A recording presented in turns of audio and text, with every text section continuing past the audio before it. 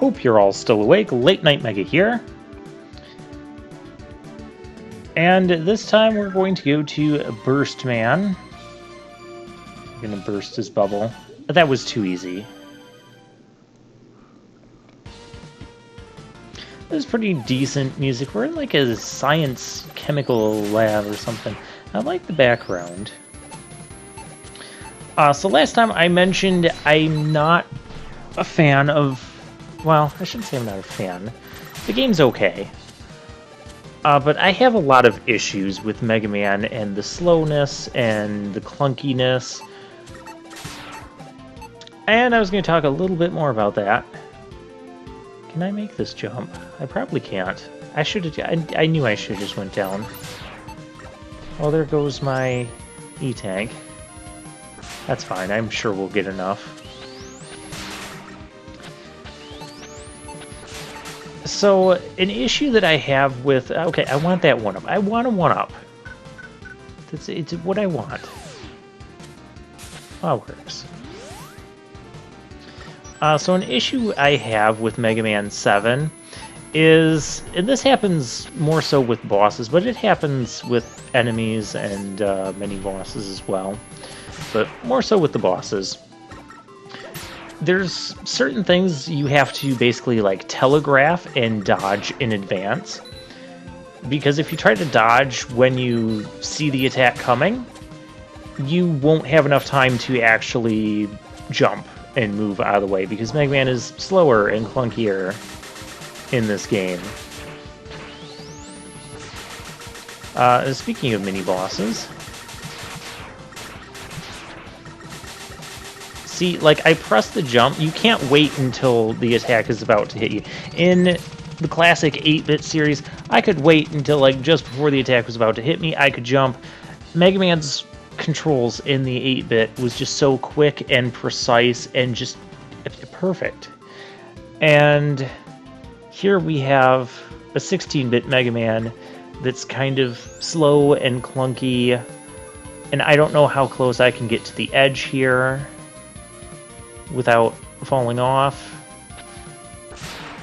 Oh, so this mechanic, this rising and lowering water that we float in. Why do we float in this water? But not, it's not water, because if it was water, we would just, sink in it, like in Dive Man stage. So this must be floaty chemical water, and that's why we're floating in it. It will rise and lower. And so if you take like a jump into the water, you'll take like a super plunge down and land onto spikes. And there we have some really basic Yoku blocks. So what you want to do is just kind of walk off the edge or jump to other platforms.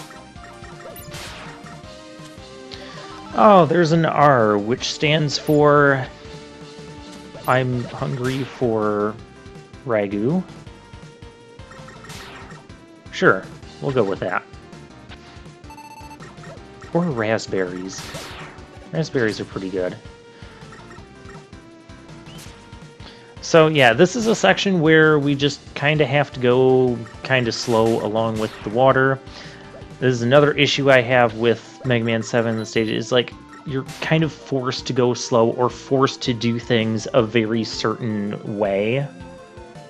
Like, there's not much freedom in these stages, or freedom in the way that you dodge attacks and whatnot. It's like there's one way to do it, maybe a second way, depending on the situation, and that's about it. And you have to do it that way. And there's not so much reacting to attacks as there is, reacting ahead of attacks. So this is Burst Man. He has an attack that can trap us in those bubbles and carry us up to the ceiling. He is weak to Freeze Cracker. I think he also has a weakness to a weapon we get later. Yeah, there's a couple bosses that have a double weakness, but I don't want to hit him from behind anymore because I don't want him bursting his way forward to me. Those little bombs will take some damage. Yeah, you have to kind of jump in between them, and that's another thing like, if you get caught in one of those bubbles, you just want to rapid fire your way out of it, because it will take you up to the spikes, and it will kill you. I believe you can also do a trick where if you slide at the right time while you're in the bubble will pop, and you won't be on the spike and die. It's kind of tricky to pull off. It's very dangerous. Like the danger wrap. So yeah, that's another boss now that has an attack that can trap you and impede your mobility, impede your controls. I don't like this concept. So, we're going to go to the only Robot Master that does not have such an attack, Cloudman. We got our heads in the cloud. Our heads in the cloud? We have multiple heads. I mean, just look at the border. There's 8 Mega Man heads. They're all in the clouds.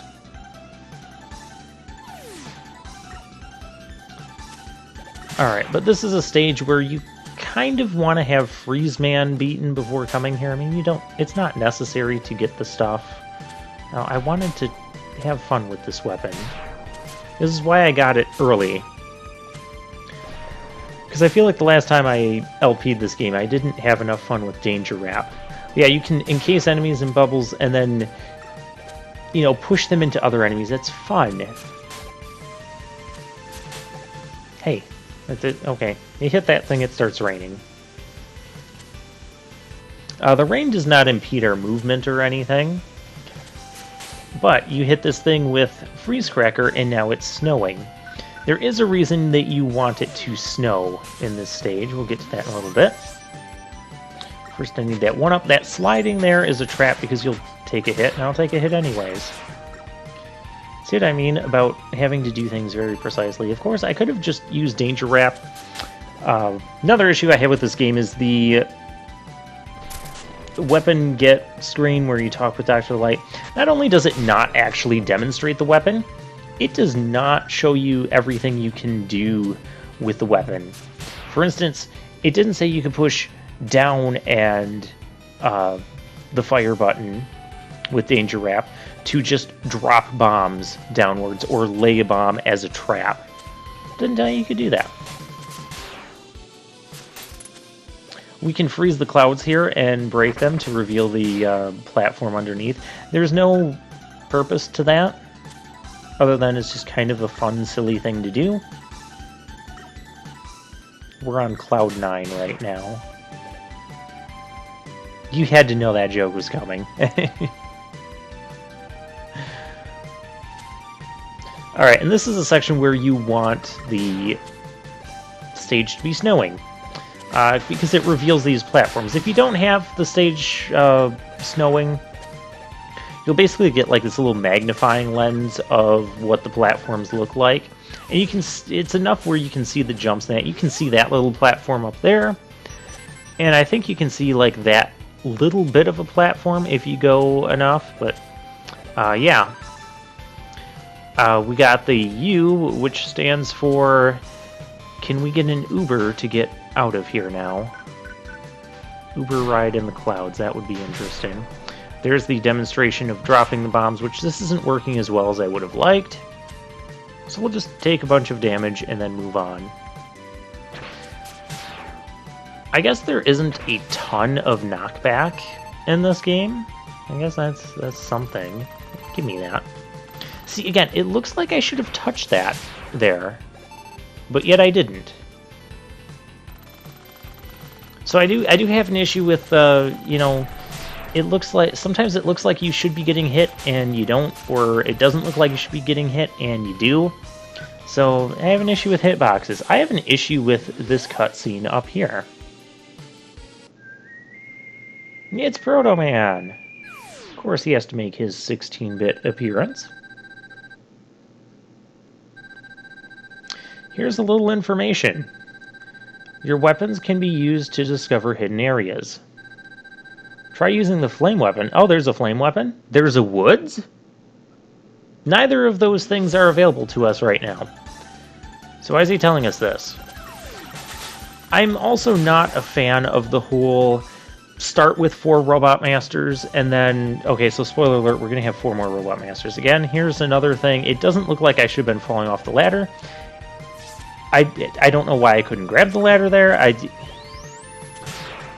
That's like one of the most difficult ladder jumps in the game. I'm not even joking.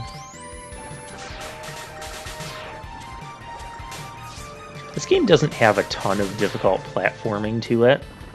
I guess that's a good thing given the game physics in that. And this entire section is basically like a ripoff of Airman's stage. We've got the little birds that will spawn from the eggs and swarm us, and yeah. And then our biggest fans there, but they'll switch and pull us in as well. But yeah. So they're more like the fans from Mega Man 6. And so this is Cloudman. Oh, which means I'm going to have another issue with this game. Now, this rain is pushing us towards him. I'm going to have another issue with Mega Man 7 here. I have a lot of issues with this game. This is why it is my least favorite of the classic series. So, Cloudman here has what's known as Spark Mandrill Syndrome, which means if you use the weakness weapon, it will lock him into a certain pattern, and it's so easy that you can just keep doing that over and over and not take any damage. Spark Mandrill is like the worst case offender of this, but throughout most of the Mega Man X series, the Mavericks there have that issue, and likewise here in Mega Man 7, about... Is it half or more than half of the Robot Masters have that issue of getting into a pattern where you're almost guaranteed to not take damage? I think it's only a few, but Cloudman is probably the worst offender in that regard. And for that, we get probably the best weapon in the game. It's a straightforward shot, but it is really powerful. It is the Thunderbolt. So with that, we are going to bolt our way out of here. I don't have anything better for that right now. And next time, we'll deal with the junk in our trunk. So I'll see you then.